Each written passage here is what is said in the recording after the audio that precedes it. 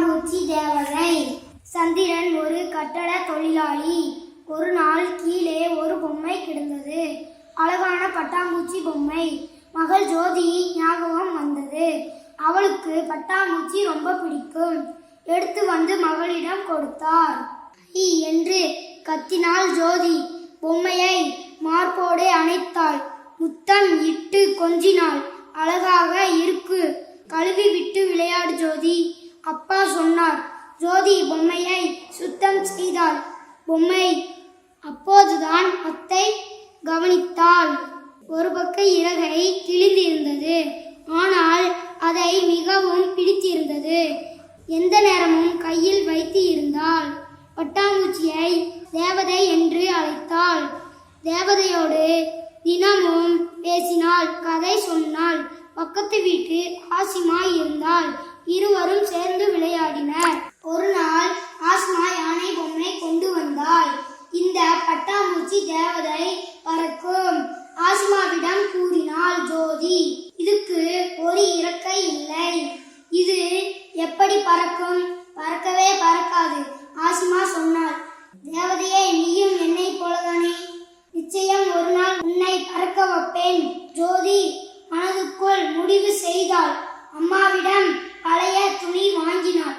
அதை இறக்கையாக தைத்தாள். உனக்கு இறகை வந்துவிட்டது, இனி நீ ஜாலியாக பறக்கலாம் ஜோதி தேவதையிடம் சொன்னாள். ஆனால் அது பறக்கவில்லை. இறக்கை தைத்தால் என்னால் பறக்க முடியும், உன்னால் ஏன் வேகமாக நடக்க முடியாது? பட்டாம்பூச்சி கேட்டது.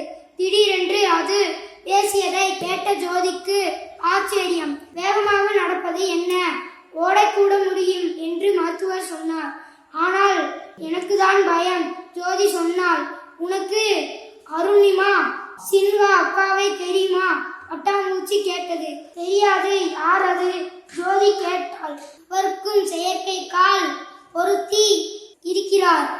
அவர் மிக பெரிய சாதனையார். அவர்தான் இந்தியாவில் எவரெஸ்ட் சிகரம் ஏறிய முதல் மாற்றுத்திறனாளி பெண்.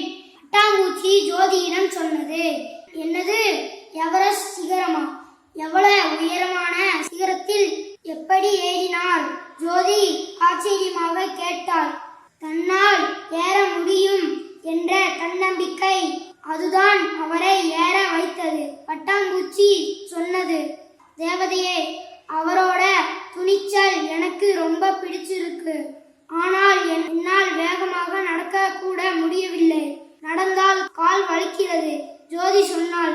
ஆரம்பத்தில் அவராலும் ஏற முடியவில்லை. மிகவும் கஷ்டப்பட்டு தான் ஏறினார். செயற்கை காலில் இருந்து ரத்தம் கூட வழிந்தது.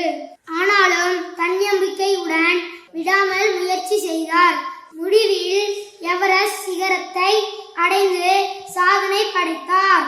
பட்டாம்பூச்சி சொன்னது. ஆனால் அவரை போல் சாதிக்க முடியுமா? ஜோதி பட்டாம்பூச்சியிடம் கேட்டாள். ஏன் முடியாது?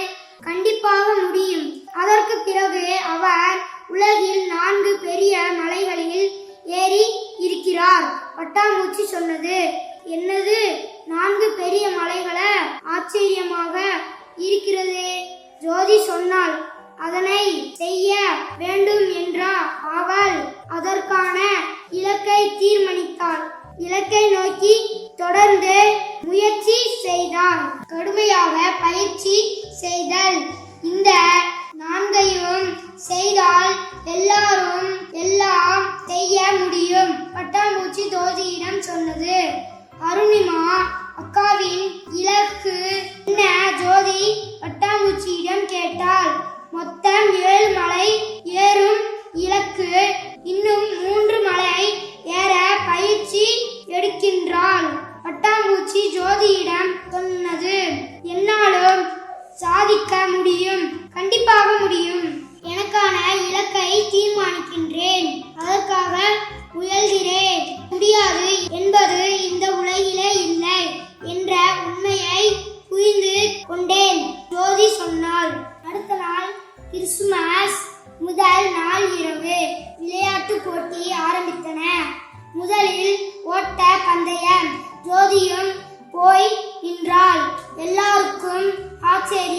ஜோதி கையில் பட்டாம்பூச்சி.